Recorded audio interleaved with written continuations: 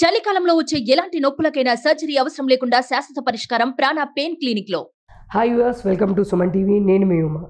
Present మనం చూస్తే కనుక పల్లవి ప్రశాంత్, బిగ్ బాస్ విన్నర్ పల్లవి ప్రశాంత్ మీద కేసులు అనేది నమోదు అవ్వడం జరిగింది. తన మీద కాదు, తన ఫ్యాన్స్ మీద కూడా నమోదు చేశారు. దీని గురించి ప్రముఖ లాయర్ నాగేశ్వరరావు పూజారి మనతో ఉన్నారు. నమస్తే సార్. నమస్తే సార్, పల్లవి ప్రశాంత్ బిగ్ బాస్ హౌస్ నుంచి బయటికి రావడం, అక్కడ ప్రభుత్వ ఆస్తులైన మన ఈ బస్సులే కానీ అండ్ ప్రైవేట్ వాహనాలైనా కానీ కార్లే కానీ ఇవన్నీ ధ్వంసం చేయడం అనేది జరిగింది. సో దాని గురించి కేసు నమోదు చేశారు. సో దీని గురించి మాకున్న ఇన్ఫర్మేషన్ 147 సెక్షన్, 148 సెక్షన్, 290 సెక్షన్స్ అనేవి ఉన్నాయి. అసలు ఈ 147 అనే సెక్షన్కి ఏమేమి వస్తాయి సార్? దేని కింద వస్తుంది? అదే జనరల్గా 147 section 147, 148, 290 and 353 and 427 red with 149 కూడా okay. And section 3 of PDPP act కూడా పెట్టారని మన దగ్గర ఉన్న సమాచారం. ఈ సెక్షన్లను కనుక మనం ప్రధానంగా చెప్తే ఏంటంటే ఈ సెక్షన్లన్నీ ఏదైతే 147, 148 అనేది ఉంది చూడండి, అది అన్లాఫుల్ అసెంబ్లీ అంటాం దాన్ని జనరల్. రైట్, అన్లాఫుల్ అసెంబ్లీ అంటే ఏంటంటే మనం ఒక పర్మిషన్ లేకుండా ఎక్కువ సంఖ్యలో జనాల్ని సమీకరించడాన్ని, దాన్ని మనం అన్లాఫుల్ అసెంబ్లీ అంటాం జనరల్గా. అంటే ఎవరినన్నా మనం ఒక మీటింగ్ పెట్టుకోవాలా, లేకపోతే ఒక ప్రోగ్రామ్ చేయాలా, ఎక్కువ మంది గుమ్మి కూడా అవకాశం ఉన్నప్పుడు అక్కడ గొడవలు జరిగే అవకాశం ఉండొచ్చు, లేకపోతే ఏదైనా ప్రమాదం జరిగినప్పుడు ఏదైనా ఉండదు. కాబట్టి కంపల్సరీ పర్మిషన్ తీసుకోవాలి. సో ఎటువంటి పర్మిషన్ తీసుకోకుండా అతని ద్వారా, అతని వల్ల, లేకపోతే అతని కోసం అక్కడ అన్లాఫుల్ అసెంబ్లీ అనేది జరిగింది. పబ్లిక్ అనేది అంతా వచ్చేసారు కాబట్టి, మీరు ఫ్యాన్స్ అంటారా ఏమంటారా, అక్కడ పబ్లిక్ అంతా వచ్చేసారు కాబట్టి, ఫ్యాన్స్ వచ్చారు కాబట్టి మీరు అన్లాఫుల్ అసెంబ్లీ అనేది జరిగింది కాబట్టి దాని కింద 147, 148 పెడతారు. ఓకే. దాని తర్వాత 353 అంటే ఏంటంటే మనం గవర్నమెంట్ ఆఫీసర్స్కి ఎగెనిస్ట్గా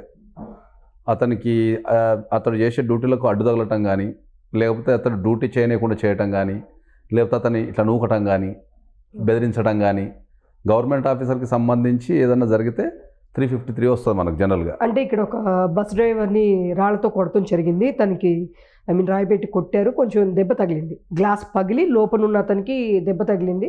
సో అది కూడా దీని కింద వస్తుంది. అవును, 353 కింద అతను గవర్నమెంట్ సర్వీస్ కిందకి వస్తారు కాబట్టి అతని డ్యూటీకి ఆటంకం కలిగించినందుకు కానీ, అట్ ద సేమ్ టైం అక్కడ పోలీసు వాళ్ళు వెళ్ళి రెస్క్యూ చేసినందుకు వాళ్ళని ఏదన్నా అడ్డుకున్నా కానీ మీకు 353 వస్తుంది. ఓకే. తర్వాత 290 అంటే ఏంటంటే public nuisance. Any public nuisance అంటే మన వల్ల అక్కడ ఉన్న పబ్లిక్ ఏదన్నా ఇబ్బంది కలిగితే 290 వస్తుంది. 427 అంటే ఏంటంటే మన వల్ల అక్కడ ఉన్న ఆస్తులకు ఏమైనా ధ్వంసం కలిగితే వాటికి సంబంధించి కూడా మనమే 427 కింద బాధ్యత వహించాల్సి వస్తుంది. ఓకే. అంటే అక్కడ ఇప్పుడు బస్సులు 4-5 బస్సులు అక్కడ బస్సులు పడినట్టుంది కాబట్టి ఆ ప్రభుత్వ ఆస్తులకు సంబంధించేమో మీకు సెక్షన్ 3 ఆఫ్ పీడీపీపీ యాక్ట్ వస్తుంది. Okay. Prevention of damage to public property act అంటారు దాన్ని. అంటే ప్రభుత్వ ఆస్తులకు ఎవరైనా ధ్వంసం చేయడానికి ప్రయత్నించినా, ధ్వంసం చేసినా, దానివల్ల ప్రభుత్వ ఆస్తులకు ఏమైనా ఇబ్బంది కలిగినా సెక్షన్ 3 ఆఫ్ పీడీపీపీ యాక్ట్ పెడతారు. సో అక్కడ సమూలంగా ఏంటంటే అన్లాఫుల్ అసెంబ్లీ అంటే పర్మిషన్ లేకుండా అక్కడ అందరు గుమ్మిగూడడం ఒకటి, తర్వాత పబ్లిక్ న్యూసెన్స్ చేసినందుకు ఒకటి, తర్వాత ఆస్తులు ఇతర యొక్క ఆస్తులు ధ్వంసం చేసినందుకు ఒక సెక్షను, దాని తర్వాత గవర్నమెంట్ డ్యూటీస్కి ఆటంకం కలిగించినందుకు, లేకపోతే వాళ్ళని ఇబ్బంది పెట్టినందుకు, వాళ్ళని ఆ డ్యూటీ చేయనీయకుండా ఉన్నందుకు కూడా 353 ఎలాంగ్ విత్ మనకు పీడీపీపీ యాక్ట్ సెక్షన్ 3 కూడా పెట్టారు అక్కడ. సార్, ఇప్పుడు చూస్తే పల్లవి ప్రశాంత్ ఇప్పుడు నష్టపరిహారం అనేది ఏమైనా పే చేయాల్సి వస్తుందా గవర్నమెంట్కి? ఇప్పుడు కోర్టులో కనుక ఈ కేసు కనుక ప్రూవ్ అయితే అకార్డింగ్ టు అక్కడ ఉన్న డ్యామేజ్ని బట్టి క్యాల్కులేషన్ చేసి దాని ప్రకారం 100% నష్టపరిహారాన్ని చెల్లించాల్సిన పరిస్థితి ఏర్పడుతుంది. కోర్టుకు ఫైన్ కానీ, లేకపోతే ఆస్తులకు నష్టం కలిగినందుకు దానికి సంబంధించిన డ్యామేజ్ కట్టాల్సిన పరిస్థితి ఏర్పడింది. సో ఇప్పుడు మినిమం ఒక ఎగ్జాంపుల్గా ఒక అమౌంట్ అనుకుంటే, ఇప్పుడు ఒక 6 బస్సులు 5 బస్సులకి ఇట్లా డ్యామేజ్ అయ్యింది. సో దీనికి ఒకవేళ అమౌంట్ పే చేయాల్సి వస్తే నష్టపరిహారం ఏమైనా తన నుంచి ఎంత పే చేయాల్సి వస్తుంది sir? The court will decide అది. ఎందుకంటే అక్కడ ఎవరు డ్యామేజ్ చేశారు, ఇప్పుడు ఎఫ్ఐఆర్ అనేది ఓన్లీ ఏంది, ఫస్ట్ ఇన్ఫర్మేషన్ రిపోర్ట్. ఓకే. ఏదన్నా ఒక సంఘటన జరిగినప్పుడు దాన్ని ఇమీడియట్లీ ఆ సంఘటన రికార్డ్ చేసేదాన్నే మనం ఎఫ్ఐఆర్ అంటాం జనరల్ పరిభాషలో. ఓకే. ఇప్పుడు ఒక మర్డర్ జరిగింది అనుకుందాం, ఎక్కడన్నా మర్డర్ జరిగినప్పుడు ఇక్కడ మర్డర్ జరిగింది, పలానా వ్యక్తి హత్య చేయబడ్డాడు అని చెప్పేది ఎఫ్ఐఆర్. ఓకే. దాని తర్వాత ఇన్వెస్టిగేషన్ ప్రాసెస్లో దే విల్ ఐడెంటిఫై ఈ మర్డర్ ఎవరు చేశారు, ఎప్పుడు చేశారు, ఎలా చేశారు, ఎందుకు చేశారు, ఇట్లాంటి క్వశ్చన్స్ అన్నిటికీ వాళ్ళ ఆన్సర్ తెలుసుకున్న తర్వాత then they will file a charge sheet. So ఇక్కడ కూడా ఏంది, ఇప్పుడు 2 అంశాలు మనం స్థూలంగా గమనిస్తే, ఇప్పుడు ఎవరైతే పల్లవి ప్రశాంత్ ఉన్నాడో అతను బిగ్ బాస్ లోపటి నుంచి బయటకు వచ్చాడు. డైరెక్ట్గా ఆయన ఎవరిని అన్లాఫుల్ అసెంబ్లీ కింద ఎవరిని పిలిచి నేను రమ్మని చెప్పి ఉండకపోవచ్చు. వీళ్ళు వాలంటరీగా వచ్చి ఉండొచ్చు. సో ఇవన్నీ ట్రయల్ మ్యాటర్స్ అంటాం మనం. అంటే కోర్టులో ఇవన్నీ నిరూపించబడాలా. ఈ వ్యక్తే ఈ సెక్షన్స్ అన్నిటికీ చేశాడు అని నిరూపించబడితే తప్పకుండా నష్టపరిహారం విధించే అధికారం కోర్టుకుంటుంది. ఓకే, దీన్ని కంపల్సరీ ఇప్పుడు కోర్టుకు అనేది అటెండ్ అవ్వాలి సార్. ఒక ఎఫ్ఐఆర్ అయిన తర్వాత ఎప్పుడైనా ఏంటంటే, ఇప్పుడు ఒక ఎఫ్ఐఆర్ అయిన తర్వాత ఇన్వెస్టిగేషన్ ఆఫీసర్ ముంగటైతే వాళ్ళు పిలిచినప్పుడు కంపల్సరీ ఇన్వెస్టిగేషన్ ఆఫీసర్ ముంగటైతే అంటే పోలీసు వాళ్ళ ముంగటైతే అటెండ్ కావాల్సిన బాధ్యత కంపల్సరీ అక్యూజ్డ్కి ఉంటుంది. సో అటెండ్ అయిన తర్వాత అరెస్ట్ చేయాలన్నా అరెస్ట్ చేయొద్దా, సెక్షన్స్ ఏమున్నాయి ఏం లేవు అనేది వాళ్ళు పరిశీలించి ఒకవేళ అరెస్ట్కి అవకాశం ఉంటే అరెస్ట్ చేసి జైలుకి పంపించే అవకాశం ఉంటుంది. ఒకవేళ అరెస్ట్కి అవకాశం లేకపోతే వాళ్ళు 41A CRPC కింద నీ మీద ఈ కేసు మోపబడింది, ఈ సెక్షన్ల కింద మోపబడింది కాబట్టి మాకు రిప్లై ఇవ్వండి, దానికి సంబంధించిన ఆన్సర్ ఇవ్వండి అని చెప్పి వాళ్ళని ఇంటికి పంపించే అవకాశం కూడా ఉంటుంది.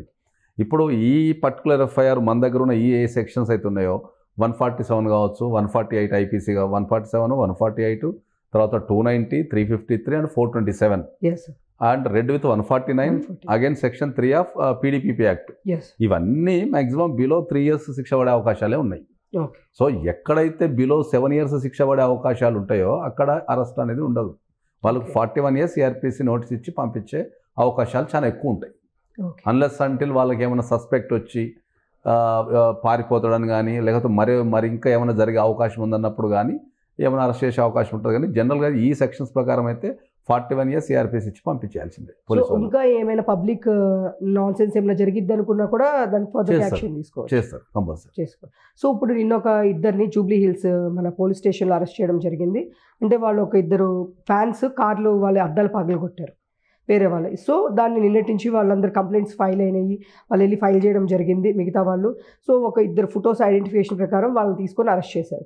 సో ఇప్పుడు వాళ్ళ మీదకి ఎట్లాంటి ఇప్పుడు తినికేమీ సంబంధం ఉండదా, ఓన్లీ ఆ పగలగొట్టిన వాళ్ళకి రిలేషన్ ఉంటుంది? డైరెక్ట్గా ఇండైరెక్ట్గా చూస్తే సంబంధం ఉన్నట్టే కదా. ఇప్పుడు ఆ వ్యక్తి కోసమే దగ్గర అన్లాఫుల్ అసెంబ్లీ అనేది జరిగింది కాబట్టి ఒక విధంగా చూస్తే సంబంధం ఉన్నట్టే, ఒక విధంగా చూస్తే సంబంధం లేనట్టే. కాబట్టి పోలీస్ ఇన్వెస్టిగేషన్ ఏ కోణంలో సాగుతుంది, వాళ్ళు ఏమేమి ఎవిడెన్స్ సేకరించే అవకాశం ఉంది, ఈ పలగొట్టిన వ్యక్తులకు తర్వాత ఈ ప్రశాంత్ అనే వ్యక్తికి ఏమైనా సంబంధం ఉందా, వాళ్ళు వాలంటరీగా వచ్చారా, వాళ్ళు ఎందుకు పలగొట్టారు అనేది అది ఇన్వెస్టిగేషన్లో కంపల్సరీ వాళ్ళు ఇన్వెస్టిగేషన్ చేయాల్సిన అవసరం ఉంటుంది. ఓకే, అంటే చేస్తే కంపల్సరీ శిక్ష పడుతుందా సార్ వీళ్ళకి కూడా, పగలగొట్టిన వాళ్ళకి కూడా? డెఫినెట్లీ పడుతుంది. శిక్ష అనేది ఏంటంటే ఇప్పుడు మనకు దీంట్లో ఇప్పుడు ఈ సెక్షన్స్ ప్రకారం అయితే మ్యాక్సిమం అన్ని సెక్షన్లకు కలిపి కూడా అప్ టు 3 years వరకే పనిష్మెంట్ ఉంది. సో 3 years వరకు జైలు శిక్ష అవకాశం ఉండొచ్చు, దాంతోపాటు ఫైన్ కూడా వేసే అవకాశం ఉండొచ్చు. సో మనకున్న జనరల్ ఇన్ఫర్మేషన్ ఏంటంటే దానిలో కొంతమంది వాళ్ళ ఊరు వాళ్ళు కూడా ఉన్నారు. సో అంటే పర్టికులర్గా మనకి పాయింట్అవుట్ చేసి చూపించి అలాంటి ప్రూఫ్స్ మన దగ్గర అయితే లేవు, కానీ జనరల్గా బయట ఉన్న ఇదేంటంటే కొంతమంది వాళ్ళ ఊరు వాళ్ళు కూడా ఉన్నారు. సో అట్లా ఏమైనా వాళ్ళ ఊరు వాళ్ళు కూడా అయితే కూడా తనకి ఏమైనా ఎఫెక్ట్ ఉంటుందా సార్? అది కంపల్సరీ మనకు రిలేషన్షిప్ అనేది కంపల్సరీ ప్రూవ్ చేయాల్సి ఉంటుంది కోర్టులో. ఊరు వాళ్ళంటే అభిమానంతో వచ్చి ఉండొచ్చు, తర్వాత అక్కడ ఏం జరిగింది అనేది మరి అక్కడ వాళ్ళైతే మనకున్న సమాచారం ప్రకారం ఏంటంటే CCTV ఫుటేజ్లు కానీ రకరకాల ఎవిడెన్స్లు సేకరిస్తున్నాం అనే దానిపైన వాళ్ళు ఉన్నారు, based on the evidence. Okay, so జనరల్గా ఒక లాయర్గా దీన్ని ఏ కోణంలో చూడొచ్చు అంటారు మీరు? అంటే ఇప్పుడు ఇంత ఇష్యూ జరుగుతుంది, ఇంత వైలెన్స్, అంటే ఇప్పుడు వరకు ఒక 6 seasons ఈ బిగ్ బాస్ అనేది జరిగింది. సో మేము రెగ్యులర్గా అందరికీ కవర్ చేస్తూనే వస్తున్నాము. బట్ ఎందుకు జనాలు ఇంత వాళ్ళ పర్సనల్గా తీసుకొని ఇలా చేయడం అనేది ఏ కోణంలో వెళ్ళిందంటారు? ఎందుకు అంత పర్సనల్గా ఇప్పుడు వరకు ఎవరు ఇంత పర్సనల్గానే తీసుకోలేదు ఇన్ని సీజన్స్లో. కానీ పల్లవి ప్రశాంత్ ఈ సీజన్లో ఉన్నప్పటి నుంచి ఒక పర్సనల్గా వాళ్ళ ఫ్యామిలీ మెంబర్లా తీసుకున్నారు, ఫైన్. బట్ కాకపోతే బయటకు వచ్చిన తర్వాత అది గేమ్లో ఉన్నప్పుడు ఎవరైనా ఒక ఇద్దరి మధ్య రైవల్టీ ఉండడం అనేది కామన్. కానీ బయటకు వచ్చిన తర్వాత కూడా అదే వాళ్ళెవరికి రైవల్టీ అనేది లేదు. బట్ బయటకు వచ్చిన తర్వాత వాళ్ళ కార్లు ధ్వంసం చేయడం, వాళ్ళ ఫ్యామిలీ మెంబర్స్, వాళ్ళ మదరు, వాళ్ళ ఫ్యామిలీస్ వాళ్ళందరూ ఉన్నారు. బట్ ఇలా చేయడం అనేది ఎంతవరకు కరెక్ట్ అంటారు? మనం ఇప్పుడు ఒకటి మనం ఖచ్చితంగా చెప్పగలిగే విషయం ఏంటంటే ఈ దేశంలో ఒక చట్టం అంటూ ఉంటుంది. అది నేనైనా మీరైనా ఒక ప్రధానమంత్రి అయినా ఒక అతి సామాన్య వ్యక్తి అయినా సరే ఆ చట్టాన్ని పాటించాల్సిన అవసరం అందరికీ ఉంటుంది. ఓకే, సో ఎప్పుడైతే ఒక చట్టాన్ని ఎవరైతే పాటించారో వాళ్ళ మీద చర్య తీసుకునే అధికారం పోలీస్ వాళ్ళకు ఉంటుంది. పోలీస్ వాళ్ళ పవరే అది. సో అది గేమ్ పరంగా చూసుకుంటే సరే that is a entertainment show that everybody ఒక్కొక్క గేమ్ షోకి ఒక్కొక్క లవర్స్ ఉంటారు, మేబీ దానికి ఉండొచ్చు. కానీ వచ్చినంత మాత్రాన అతని స్వాగతం పలికి ఒక మంచి వేళ తీసుకుని వెళ్ళిపోతే బాగుంటుండే. ఎవరు ప్రొవోక్ చేశారు, ఎందుకు ప్రొవోక్ చేశారు అనేది మనకు ఖచ్చితమైన సమాచారం లేకున్నా ఇంటర్నల్ పాలిటిక్స్ ఉన్నాయా లేకపోతే ఇంకా ఇంకేదన్నా ఉందా అనేది మన దగ్గర అయితే సమాచారం లేదు.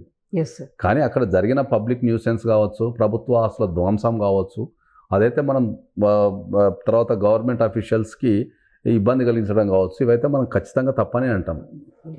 కాబట్టి ఎవరైనా సరే చట్టానికి లోబడి మాత్రమే మనం చేయాల్సి ఉంటుంది తప్ప చట్టానికి అతిథులు ఎవరు కారనేది మన సిద్ధాంతం. సో నాకు ఒక చిన్న డౌట్ సార్. సో ఇదంతా చేసింది ఒక గేమ్ షో, ఒక ఛానల్ వాళ్ళు. సో ఆ ఛానల్ వాళ్ళకి దీనికి ఎలాంటి సంబంధం ఉండదు? అంటే గేమ్ షో పెట్టింది వాళ్ళు అండ్ వాళ్ళే బయటికి పంపించింది, అంతా ప్రాసెస్ అంతా చేసేది వాళ్ళే. సో అంటే ఎవ్రీ ఇయర్ చేస్తున్నారు, ఇప్పుడే కాదు, కానీ ఇయర్ ఇలా జరిగింది. సో మీరు అన్నారు ఇండైరెక్ట్గా డైరెక్ట్గా ఇప్పుడు ఏం జరిగినా పల్లవి ప్రశాంత్ గురించి కాబట్టి దాని మీద కొంత ఇది అనేది ఉంటుంది, ఇంపాక్ట్ అనేది ఉంటుంది అన్నారు. ఇప్పుడు షో కూడా మరి షోకు వాళ్ళే కదా ఇదంతా ఆర్గనైజ్ చేసింది, వాళ్ళకి ఎలాంటి సంబంధం కానీ ఎఫెక్ట్ కానీ ఉండదా? జనరల్గా ఏంటంటే ఇప్పుడు మీరు ఒరిజినల్గా కరెక్ట్ మనం మాట్లాడితే ఏంటంటే డైరెక్ట్గా కావచ్చు, ఇండైరెక్ట్గా కావచ్చు, షో నిర్వాహకులకు కూడా కొద్దిగా సంబంధం ఉన్నట్టే. ఎందుకంటే ఒక షోని నిర్వహించిన తర్వాత దానికి సంబంధించిన పూర్తి బాధ్యత ఎండ్ వరకు వాళ్ళు చూసుకోవాలా. కానీ ఇప్పుడు 6 సీజన్లు అనేవి మంచిగా జరిగినాయి, గొడవలు కాలేదు కాబట్టి వాళ్ళు కూడా ఒక మంచి ఉద్దేశంతోనే ఏం గొడవలు జరగవు అనే ఉద్దేశంతోనే వీళ్ళు పంపించుండొచ్చు. ఎవ్రీ ఇయర్ జరుగుతుంది కాబట్టి పంపించుండొచ్చు.